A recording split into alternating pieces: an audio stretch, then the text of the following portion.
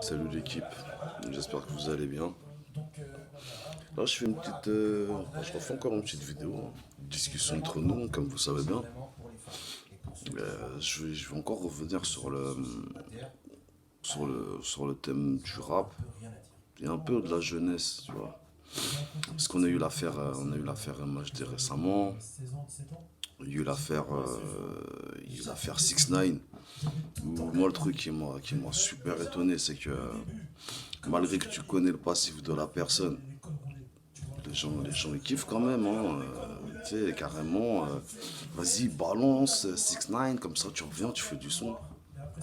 Tu vois, c'est là que tu vois que je sais pas ce qui a engrainé la jeunesse, si c'est le cinéma ou la musique, mais en tout cas, tu vois que nos valeurs n'existent plus, tu vois.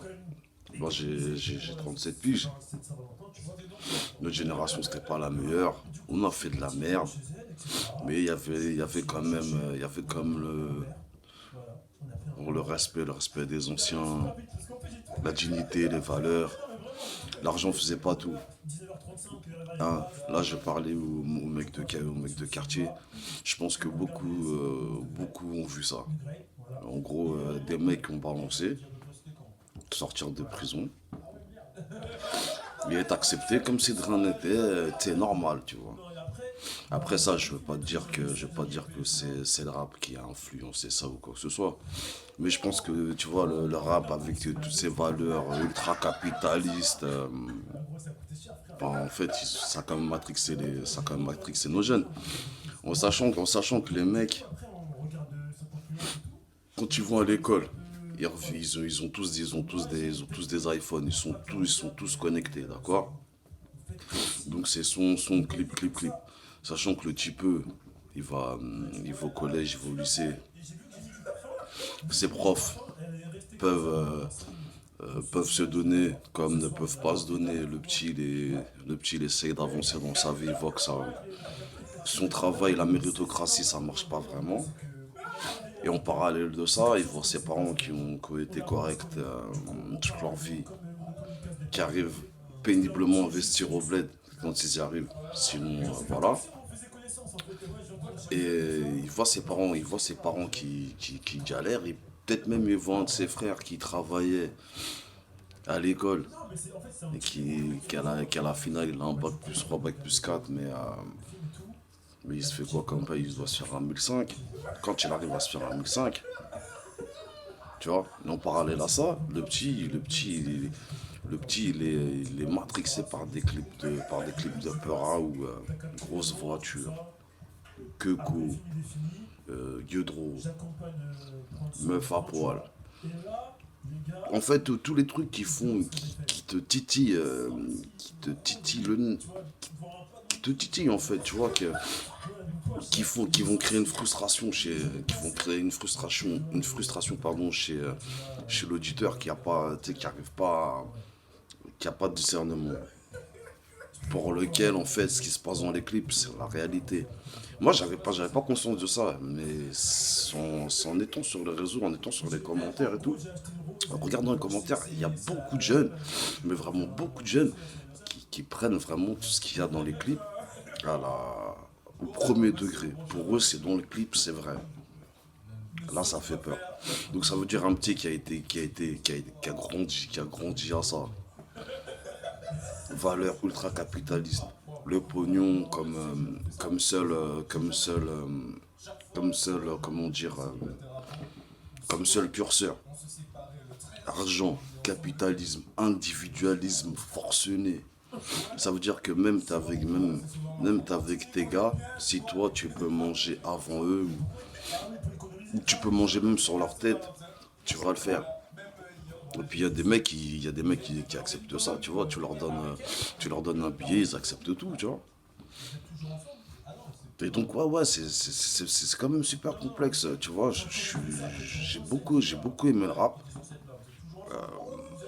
Ça fait pas si longtemps que ça que j'ai arrêté d'en consommer. Ça doit faire peut-être 2, 3 mois. Mais vraiment, ce qui m'a fait arrêter, ça a été vraiment le coup des gilets jaunes. de d'avoir que Kalash criminel faire un freestyle intitulé Gilets jaunes. Or que, la, or que beaucoup de gens, beaucoup de rappeurs, beaucoup de rappeurs viennent de quartiers, viennent de cités. Les problèmes des gilets jaunes, les mecs de banlieue, les mecs de quartier, les mecs de... Ça fait longtemps ça fait longtemps qu'on connaît ça. Ça fait longtemps qu'on connaît ça. Vous, vous êtes des porte-paroles. Vous êtes des porte-paroles. Alors certes, on n'est pas con, on ne veut pas se faire instrumentaliser par des gilets jaunes mal intentionnés. En gros, on va servir de chair à canon en sachant pertinemment que si dans la manif ça bouge un peu, qu'on se fait attraper sur la carte d'identité, il y a le nom de la ville, le nom. On sait qu'on va manger face au juge. On le sait. C'est pas ce que j'attends. Je veux pas qu'on instrumentalise la banlieue. Mais je dis à tous les porte-paroles, ces rappeurs qui se disent représentés, qui disent représentés. Là, c'était le moment de montrer que les mecs de cité, on était des mecs corrects, carrés. On peut faire des bêtises, on en a fait des bêtises. Certes, tout n'est pas rose, mais voilà, il y avait le moyen en fait de mettre deux France qui se connaissent pas face à face. Tu vois, face à face. Les mecs qui l'ont pas fait. Les mecs qui l'ont pas fait. Donc tu fais un calcul simple. Ça veut dire quoi? Ça veut dire qu'en fait, les mecs, pour eux, vous êtes quoi? Vous êtes que des portefeuilles sur pattes. Viens dans mes showcases, stream à mort mes albums, fais-moi rentrer du pognon. Mais moi, en tant qu'artiste, te faire t'élever, c'est pas mon travail. En gros, c'est ça que ça veut dire. On sait très bien, vous êtes rappeur, vous n'allez pas changer le monde. Vous n'allez pas changer le monde, mais vous représentez. Vous vous en souvenez pas, à l'époque, c'était le premier truc du rappeur, du MC, c'est de représenter d'où il vient. Mais représenter, c'est pas représenter que la crasse de chez toi. Quand je dis crasse, c'est que je crache pas sur les big raveurs, ceux qui font leur sous, machin. Je crache pas sur eux. Mais ce que je veux dire, chaque big raveur, s'il est intelligent, il sait très bien que ses parents, ils l'ont pas porté, ils ont pas galéré toute sa jeunesse pour qu'ils finissent à vendre, pour qu'ils finissent à voler, qu'ils finissent à... Voilà. Et c'est ce que je veux. C'est sur ce point-là que j'en veux aux rappeurs, en fait. Déjà leur musique transmettre des sales messages.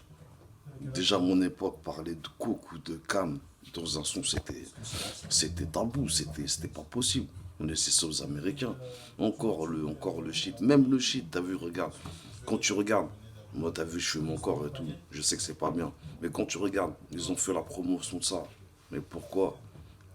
Pourquoi? Si tu réfléchis bien, c'est grâce au shit que dans certaines cités, la puce sociale a été achetée. C'est aussi simple que ça. Maintenant, il n'y avait pas de shit, il n'y avait rien. Hein. On nous aurait pas enfumé dès le début. Vu que chez nous, il y a des gens énervés qui ont envie de s'en sortir, parce que faut pas croire, hein, tu sais, les gens ils disent ouais, l'argent facile, l'argent facile. Et je veux pas pardonner les dealers ou quoi que ce soit. Mais ce que je veux dire, les risques qu'ils prennent, l'argent qu'ils prennent, ça vaut pas le coup. Ça vaut pas le coup. Hein. Les personnes qui mangent beaucoup, c'est les têtes. Mais les petites mains, elles vont en calèche. S'il y a des trous, c'est pour leur gueule. Quand ils se font péter avec le matos, quand ils sortent, faut qu'ils rebossent. Donc non, l'argent il n'est pas facile. La prison, c'est une perte de temps pour toi. Pour tes parents, c'est la chouma, c'est une honte. C'est même pas. Parce qu'il y a la honte au quartier, il y a la honte à la cité. Et puis après, quand tes parents ils retournent au bled, tu crois qu'au bled, la prison, c'est une gloire, c'est une fierté? Non, je crois pas. Donc voilà. Donc je sais pas, je pense que c'était un petit peu décousu, mais de m'exprimer sur ça. Ça me rend fou. Le faux discours des rappeurs, c'est maintenant qu'il fallait vous entendre. C'est maintenant qu'il fallait vous entendre. Parce que si les gens ils se battent pour leur futur, Comment ça, nous, on se bat pas pour notre futur? On n'a pas des enfants, on n'a pas des familles. On veut pas le meilleur pour nos enfants, non. Donc ça veut dire quoi? Donc ça veut dire que vous êtes des artistes, vos enfants sont sortis de cette merde. Donc les enfants des autres, les petits des autres, c'est pas grave. On va les emmener au casse-pipe. Ils vont aller tous bicrave et tout ça. Non, je suis pas, non, je suis vraiment écœuré de ce milieu. Et le niveau du rap maintenant va, va avec les médias qu'on a sur YouTube, hein. Quand tu vois Tonton Marcel,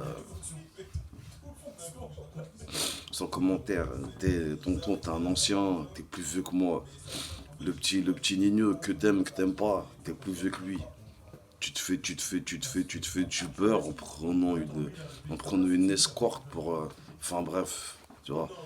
Tu vois tu vois qu'il y a un souci quelque part. Mais pour Tonton Marcel, je veux vraiment faire une vidéo où je vais vraiment, parce que c'est pas possible. Va travailler dans Closer, travaille dans Gala, travaille dans ce que tu veux, mais ne me dis pas que tu fais ça pour la culture. Ne dis pas que tu fais ça pour la culture, laisse tomber. Enfin bon, après, tu veux faire ton argent, c'est ton choix. Mais sois plutôt dans les potins que d'être dans le rap, c'est mieux. Je pense que c'est mieux. Et sache que si des gens ont pété en passant te voir, c'est du donnant-donnant. Tu leur donnes un peu d'exposition et leur lumière rejaillit sur toi. Crois pas que t'aies fait des artistes, parce que si t'avais fait des artistes, hein, je pense que tu serais dans le système en maison de disque. Parce que je pense que tu as envie d'aller dans le système. Tu serais dans le système tout simplement. Donc voilà. Je vous dis à plus et bon courage.